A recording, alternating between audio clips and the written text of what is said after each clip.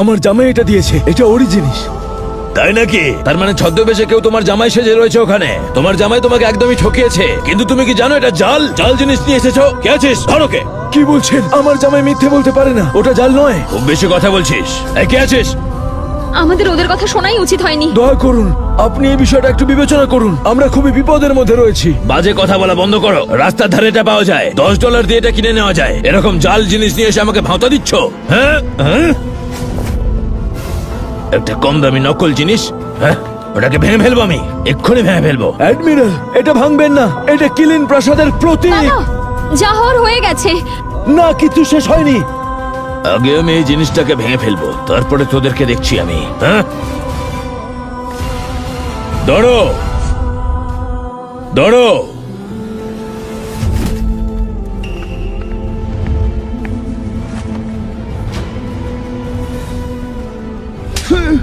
সাহস কি করে হলো এটাকে ভাঙার? ক্ষমা করবেন, আমি ভুল করে যা করে ফেলতে চাইছিলাম। ক্ষমা চাইছি আপনার কাছে। তুমি কি জানো এটা কি জিনিস? তোমার চোখ থাকতেও তুমি কি অন্ধ হয়ে গেছো? এটা নকল একটা জিনিস স্যার, ওই লোকটা এনেছে। ওদের ছেড়ে দাও। এই জিনিসটা আপনারা কোথা থেকে পেয়েছেন? এটা আমাদের দেওয়া হয়েছিল, বলা হয়েছিল এটা দিয়ে সবাইকে সংগঠিত করা যাবে। সেই জন্য আমরা এটা এখানে নিয়ে এসেছি। কতজনকে একত্রিত করা সম্ভব এটার সাহায্যে? স্থানান্তর করা যাবে নীতিগতভাবে, সেটাই তো উচিত। আর তাছাড়া বেশি লোকেরও প্রয়োজন হবে না। যদি অসুবিধা না হয় সেটাই করা উচিত। এই বিষয়ে আপনারা ভাববেন না। প্রাসাদে 1 লক্ষ অভিজাত প্রভু আছে, তাদেরকে একত্রিত করব। হ্যাঁ, এই জিনিসটার গুরুত্ব সত্যিই এতটা বেশি? আপনারা ধারণাও করতে পারছেন না এটা কি জিনিস। খুব ভালো, আমরা এটা বিশ্বাস করে ঠিক করেছি। দেখুন, একটা কথা শুনুন আপনারা। এই সম্পদটা আমার হাতে পেয়ে আমাদের খুব সুবিধা হলো, তাই ধন্যবাদ। অসংখ্য ধন্যবাদ আপনাকে। ধন্যবাদ স্যার, এটা যদি কোনো কাজে লাগে তাহলে আমাদের খুবই ভালো লাগবে। আমরা খুবই গর্ববোধ করব। এখন আসুন। আচ্ছা স্যার, ওরা যেটা এনেছে এইটা খুবই মূল্যবান বস্তু কি? অশিক্ষিত কোথাকার, এটা কি জিনিস তুমি নিজেও জানো না? এটা আমাদের হাতে থাকলে মনে করো ঈশ্বর আমাদের হাতে রয়েছেন, সমস্ত যুদ্ধ জিতে যাব। তোমার ক্ষমা চাওয়া উচিত। স্যার,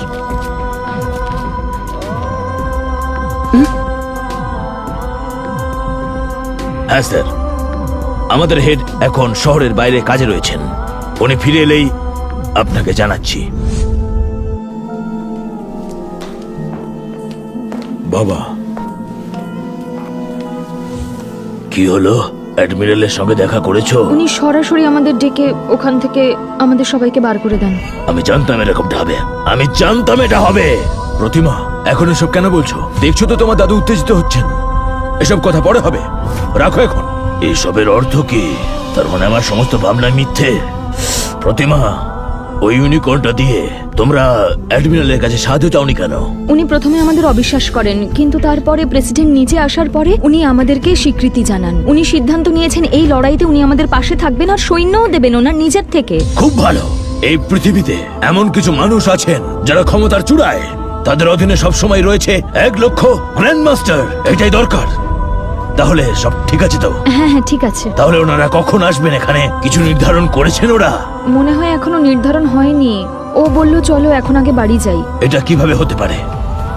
প্রতিমা, রায় পরিবার যে কোনো সময় আক্রমণ করবে। আমরা যদি তৈরি না থাকি তাহলে আমাদেরকে কেউ বাঁচাতে পারবে না। এটা আমাদের জন্য খুব ক্ষতির হবে। আমাদের পরিবার নিশ্চিহ্ন হয়ে যেতে পারে। অথবা আমি আবার ওনাকে খুঁজতে যাব। এত কিছু করার প্রয়োজন নেই। যা হবার তা ঠিকই হবে। কোনো কিছুই এখন আর আমাদের হাতে নেই। তার থেকে যা হবে তার জন্য প্রস্তুত থাকি। আমাদের বিষয়টা আমাদেরকেই ভাবতে হবে। হ্যাঁ হ্যাঁ, কোথায় যাচ্ছ? আমি গিয়ে ওর সাথে কথা বলে আসি। হ্যাঁ যাও, তোমরা নবদম্পতি, এখন তোমাদের এখন একসঙ্গে থাকা উচিত। গিয়ে একসঙ্গে থাকো, গল্প করো, তোমাদের সময় তোমরা একসঙ্গে কাটাও।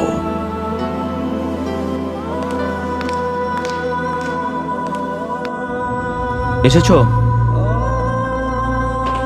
শোনো, আমাদের ভালোভাবে কথা বলতে হবে। কি বিষয় বলো আমায়।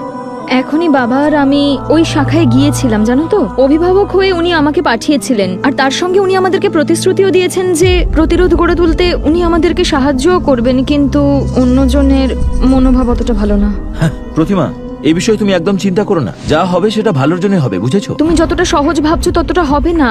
ওরা একটা অত্যন্ত শক্তিশালী প্রতিষ্ঠান, ওদের সাথে লড়াই করাটা এতটা সহজ হবে না। তাছাড়া দাদু আমাকে বলল আমরা সবাই যেন খারাপের জন্য প্রস্তুত থাকি। আমার মনে হয় তোমার এখন বিদেশে যাওয়া উচিত। না, আমি তোমাকে বলতে এসেছি আমি কোথাও যাব না, আমি তোমার সাথে থাকতে চাই। আমরা দুজন একসাথে থাকবো। আমরা একসঙ্গে থেকে কি করবো? এখানে লড়াই হবে এবং সেটা খুবই ভয়ঙ্কর। সামলাতে পারবে তো? কথায় বলে না, তুমি যাকে বিয়ে করবে তুমি তাকেই অনুসরণ করবে, সে যেই হোক না কেন, তোমার হাতে আর কোনো উপায় নেই। অনেক বড় বড় কথা বলছো। প্রথমে আমাকে মানতেই চাইছিলে না, এখন আবার এত ভালোবাসা জন্মালো কোথা থেকে? তোমার মুখে এই কথাগুলো শুনে খুব ভালো লাগছে। যতই হোক আমারই বউ তো। এত বড়াই করা বন্ধ করো। আর তাছাড়া আমি আমার ভাগ্যে যা আছে সেটাকে মেনেই নিয়েছি, হয়তো পরবর্তী জীবনটা ভালো হবে। ভাগ্য মানো, আমার জন্য সারা জীবন কি তুমি অপেক্ষা করে যাবে? রায় পরিবারের সঙ্গে লড়াইটা খুবই ভয়ঙ্কর হবে, তুমি তো জানোই। আমাদের রক্তের মধ্যে শত্রুতা, কিন্তু তুমি সব থেকে মহিষী নারী। এত কিছু সত্ত্বেও আমাকে ছেড়ে যেতে চাইছো না, আমাকে চিরজীবন অনুসরণ করে যাবে বলছো। একটা কথা বলবো, আমার কিন্তু মনে হয় তুমি অত্যন্ত শক্তিশালী। তুমি যতই অন্যদের অসন্তুষ্ট করো, আমার কিন্তু মনে হয় তুমি প্রতিরোধ গড়ে তুলতে পারবে। তুমি নিশ্চয়ই পারবে, আর তাতে আমিও তোমার সাথে আছি। অগ্নিসেন, আমি উত্তরের রায় পরিবারের প্রধান দামিনী রায়। আমি অভিরায়ের কবরস্থানে তোমার জন্য অপেক্ষা করছি। 1 ঘন্টার মধ্যে তুমি যদি এখানে না আসো, আমি পুরো চৌধুরী পরিবার তছনছ করে দেব। রক্তের নদী বইবে এখানে, পুরো শহর জুড়ে রক্তের নদী, মনে রেখো। এটা তো অপ্রত্যাশিত ব্যাপার। ওরা এত তাড়াতাড়ি কি করে আসছে? দাঁড়াও,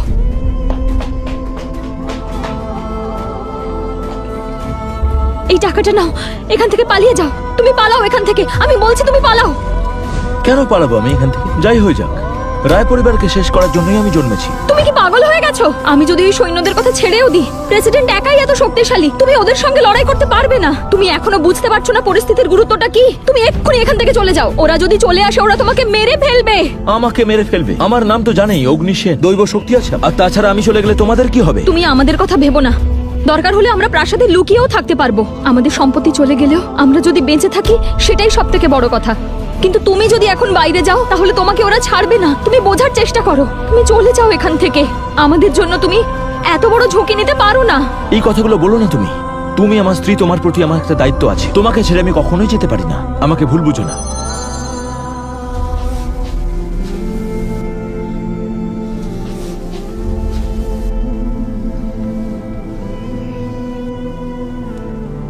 এখানে শান্তিতে শুয়ে থাকো, যতক্ষণ না যুদ্ধ শেষ হচ্ছে তুমি উঠবে না।